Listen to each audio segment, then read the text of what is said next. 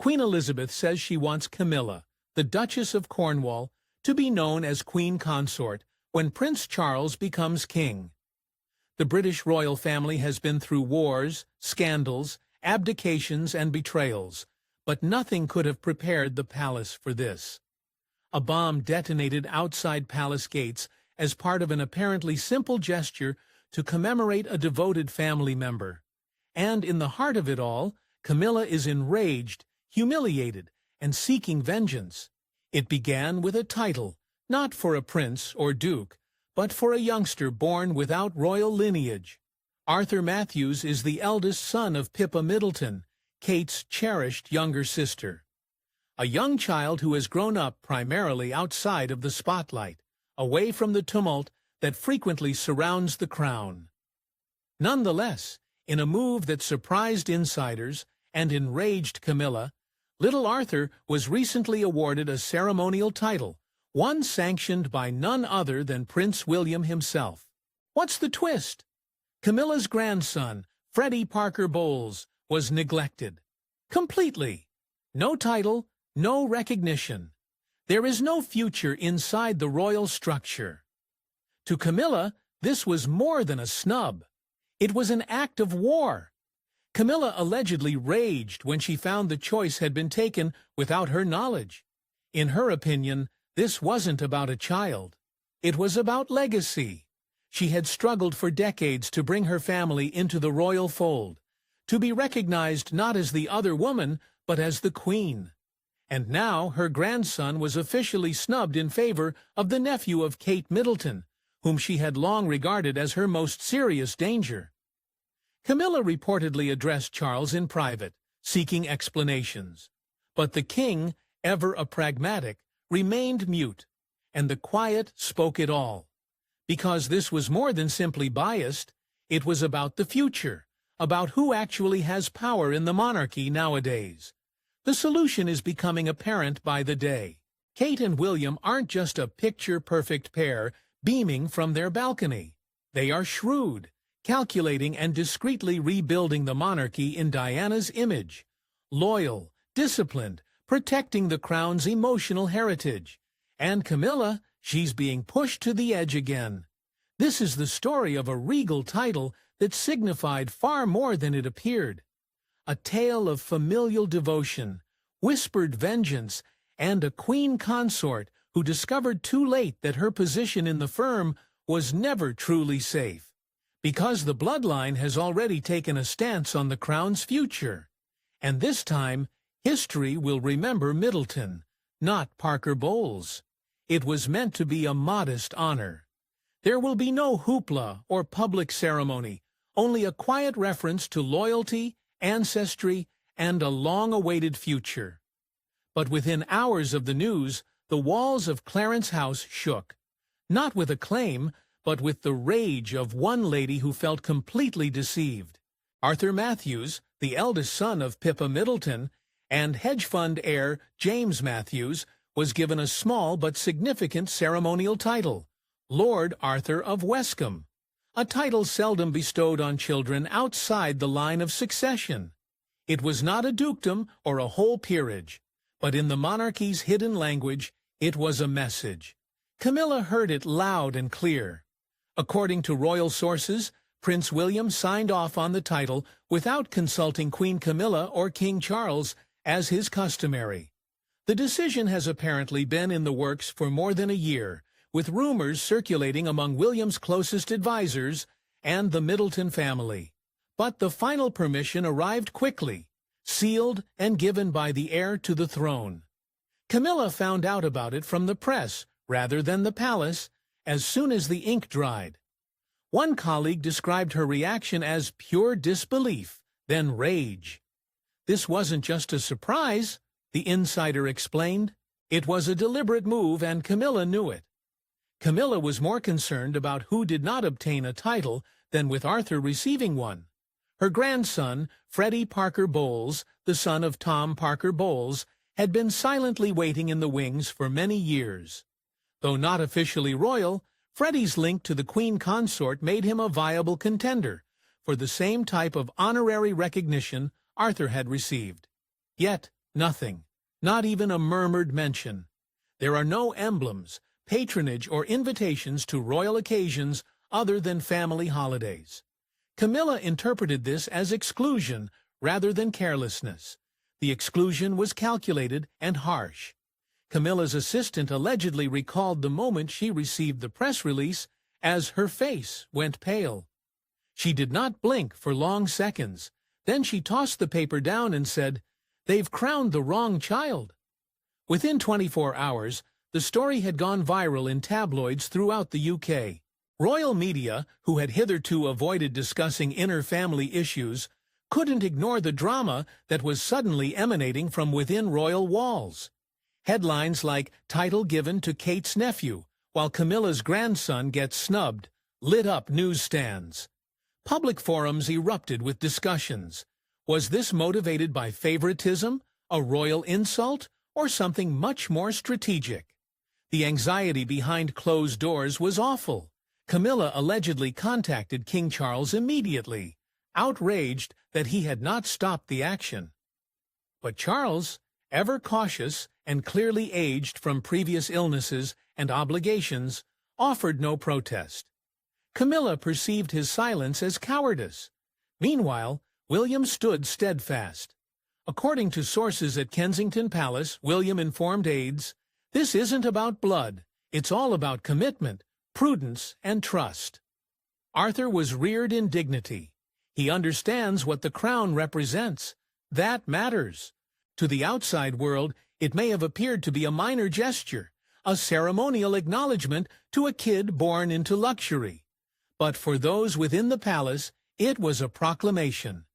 Kate's family was rising, quietly, respectfully, and undeniably. And the Middletons, previously derided by aristocracy as commoners, were now achieving what Camilla had battled for decades: legitimacy within the throne. Camilla's understanding didn't only ache, it broke her. Because under a monarchy preoccupied with symbolism, no gesture is insignificant. Every action, title, and award reveals a deeper reality. This one was unmistakable. Arthur participated in the battle for royal closeness and future legacy. And Freddie was gone. Camilla had lost this round, and the fight had only just started. For all of her perfectly crafted public appearances, Queen Camilla has long maintained a secret edge, honed via decades of criticism, exile, and calculating survival. But nothing in her regal voyage prepared her for the disappointment of seeing her own grandchild disregarded in favor of Kate's nephew. This time she didn't grin. Camilla allegedly isolated herself in her private sitting room at Clarence House on the morning the title was announced. Staff members were swiftly terminated. Only her closest advisor remained behind closed doors, where, according to one reliable source, she absolutely unraveled.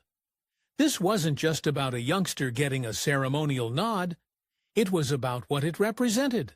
Camilla spent years believing she had ensured her family's future. She had progressed from mistress to queen, surviving the fury of the press, winning over the establishment, and even bringing her son and grandchildren into close proximity to the throne. Or so she thought. The revelation hit her hard. Despite the crown, titles, and official pictures, she and her lineage remained on the outside. She screamed, claimed an insider who heard the scene in the corridor. Something about betrayal, she continued, adding, "He promised me more. He promised me more than this." Obviously, the he and issue was King Charles. Camilla confronted him quickly, according to royal household sources. Later that evening, the two met in Charles's study, which is generally a quiet space where he reads, writes, and reflects. That night, it became a battlefield. Camilla was pacing, red-faced, holding the press release in one hand and her phone in the other, a senior household member reported. She accused Charles of abandoning her family, of bowing to William's influence, of treating her grandchildren as disposable. Camilla and her husband have argued before over royal issues, but this time seemed different. The emotion was not simply fury, but anguish. A sadness stemming from the realization that her legacy was disappearing and that the kingdom she had battled so hard to enter was now sliding away from her grasp once more, this time via future generations.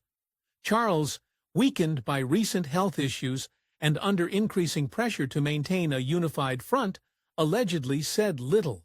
Some insiders said he attempted to explain that ceremonial titles mean very little politically, and that William was only thanking the Middletons for their discretion over the years. But Camilla didn't buy it. "Don't lie to me," she allegedly yelled. "It's about her. This is always about her." And when she said her, everyone knew she meant Kate Middleton. Camilla's rage did not end with Charles. According to one palace source, she requested a reversal or at least an equivalent title for Freddie. However, it was already too late. William had sealed it, and Charles would not challenge him. Camilla's mood deteriorated during the next few days. At public engagements, she smiled, waved, and acted like queen. However, beyond the royal walls, the staff reported a lady who was becoming increasingly suspicious, paranoid, and reclusive. This was more than simply a tantrum, it was a chink in her armor. A queen consort who, after everything she had gone through to ascend to the throne, was now facing the harsh reality. Her authority was limited, and they were being drawn by the same pair she thought she could control. Camilla raged within palace gates while Kate Middleton stayed mute. There was no single phrase or glance to spark the headlines, but according to insiders, there was something considerably more potent in the silence. Strategy. The ceremonial title bestowed to Arthur Matthews, Kate's nephew, did not appear out of nowhere. It took months to plan, according to one senior courtier, and was entirely orchestrated by the Prince and Princess of Wales. Behind the smiles and formal meals, William and Kate have gradually emerged as the monarchy's power axis. With Charles' health deteriorating and Camilla's power becoming increasingly unstable, the royal family has begun to transition, not officially, but undeniably, to its next chapter. Kate is helping to write a chapter. Arthur's title was no coincidence. According to sources close to Kensington Palace, Kate made the offer to William during a secret family retreat in Norfolk. She had indicated a wish to honor Pippa and the Middleton family for their steadfast commitment, particularly during the tumultuous years following Queen Elizabeth's death. "The Middletons have never embarrassed the firm," one source stated. "No tell-all interviews, no scandals, and no leaked memoirs." That type of commitment is crucial in today's royal world. But Kate's motivations went deeper than appreciation.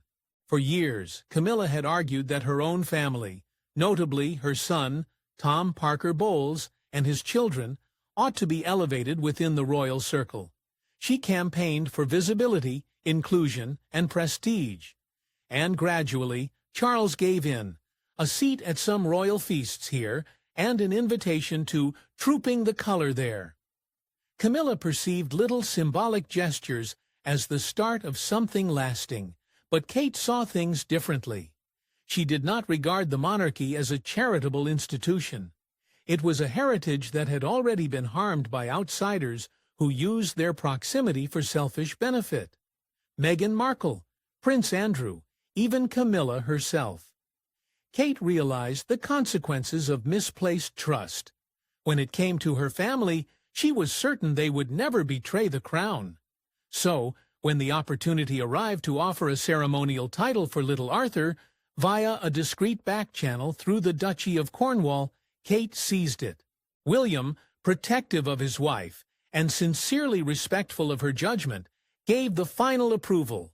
"He didn't even include Charles until it was finished," stated a royal official. "He didn't need to. The maneuver caught everyone off guard." As well as the rest of the aristocracy, had no idea the Middletons would be honored in this way. But William and Kate weren't playing by the old rules. They were revising them meticulously, discreetly, and mercilessly. And what about Freddie Parker Bowles? According to sources close to William, he never came up in discussion. "There was no snub," explained one assistant. "He was just not considered. Titles are not participation prizes. They're won via loyalty and trust." Kate maintained her composure in public. She attended engagements with dignity, sat with her children for spring photos, and never reacted to the whirling turmoil. But for those looking attentively, the message was plain. Kate doesn't yell, she acts. And in that calm, careful manner, she has become one of the most powerful characters in royal history, the genuine architect of the crown's destiny. Camilla may have raged. What about Kate? She calmly moved the board, positioned her piece, and said nothing. Because queens do not yell, they checkmate. For the most of his life, King Charles has been torn between duty and desire, legacy and love. However, the gap has rarely been so obvious, bitter, and public. With the aftermath from Arthur Matthew's new title still raging, Charles found himself imprisoned between the two most powerful women in his life, his wife Camilla and his heir William. And this time, there was no graceful exit. According to palace sources, Charles was taken off guard by Camilla's emotional response, as well as William's decision to offer Arthur a ceremonial title. While Charles had previously granted modest Middleton honors, this went beyond that. Public symbols, royal affiliation, and perhaps most controversially, status. Camilla anticipated Freddie, her grandson, to be the next in line for any honorary recognition. After all, she had supported Charles through decades of scandal, withstood the fury of a mourning people, and helped rehabilitate the monarchy's public image. In her opinion, devotion had a price, royal admission for her clan, but Charles did not oppose William's move. He could not. Behind palace doors, power dynamics have evolved. William is more than simply the heir apparent. He is the public's favorite, a contemporary statesman with worldwide support.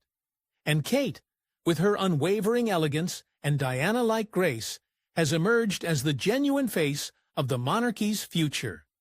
Opposing them now would be a PR nightmare, especially given Charles's ongoing health rumors and sliding popularity rating, so he chose quiet, again.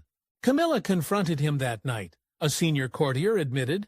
She slapped the papers on his desk and shouted, "I thought we were a team." Charles simply stood there. He did not even open the file. He knew exactly what it stated. What he didn't say, what he couldn't say, was that he feared that opposing William's decision would further destroy the family. The monarchy cannot withstand another heir war, not after Harry, not after Meghan. Charles understands this. Camilla, who is emotionally traumatized and politically marginalized, does not. But that did not deter her from attempting. Camilla allegedly pressed Charles to award Freddie a counter-title, something to balance the scales and demonstrate that her family was not being wiped. However, Charles's counselors urged against it. It would look reactive, petty, one said, and worse, it would look like he was taking sides, because in many ways he already did. By doing nothing, refusing to oppose or even delay William's choice, Charles essentially cast his lot with the future. He picked the crown, not the consort. Camilla knew it. One assistant described Charles's manner at the time as haunted. Torn between his love for the lady who stayed by him when the world turned its back and the son he needed to ensure the throne's future, the king walked a tightrope with no safety net. In public, he maintained his composure, regal, steady. But behind the scenes, Charles was witnessing his home disintegrate again, because every monarch must finally decide whether to cling to the past or make room for the future. And Charles' choice, no matter how gently made, echoed throughout the castle. Even decades after her sad death, Princess Diana's shadow still looms over Buckingham Palace, molding decisions, haunting consciences, and affecting the future in ways even her sharpest enemies never anticipated. Insiders think she had a significant impact on Arthur Matthew's triumph because This was more than simply a gesture from William to his in-laws. It was a message. When Diana's marriage to Charles collapsed in the early 1990s, the then Princess of Wales made it plain that her children came first, and their future should not be tainted by royal politics, scandals, or manipulating outsiders. In private discussions and now famous interviews, she frequently expressed her desire for William and Harry to be nurtured as normally as possible, surrounded by love, devotion, and truth, rather than the cold machinery of the firm. According to royal biographer notes and numerous former staff members, Diana was extremely cautious of anybody who attempted to acquire access to the royal family for personal benefit. In her own words, she described them as climbers and pearls. In one especially scary story from the 1990s, Diana is reported to have cautioned a friend, "They will never stop attempting to position their children alongside mine. But William must realize that blood alone does not make you family. Loyalty works." It is a sentiment William will never forget. Arthur Matthews may not have a royal surname, but he embodies something the monarchy has grown to respect more than ever: discretion.